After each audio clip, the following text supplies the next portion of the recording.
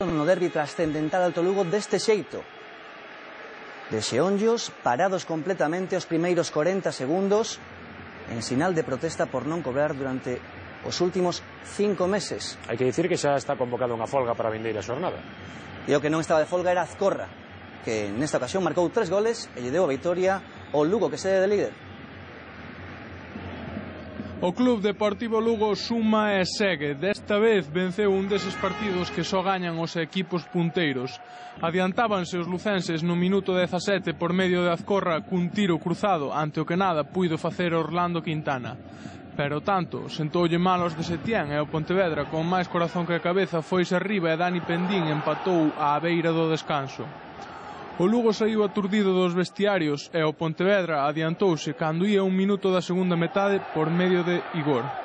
Vivíanse os millores minutos dos granates que impedían con acerto a circulación do balón dos albivermellos.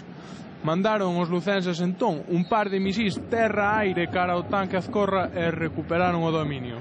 Tras unha xogada combinativa, o dianteiro vasco rematou á escadra nun gol que firmaría calquera estrela. Perfecta a xogada dos da capital das murallas e perfecta a definición. O Lugo conseguiu levarse os 3 puntos con este outro remate de cabeza do propio Azcorra cando restaban 2 minutos para completar os 4 de desconto que decretara o colexiado. O dianteiro vasco meteu 3 goles coma 3 soles, pero non levou o balón. Non sabemos se o Pontevedra podería mercar outro.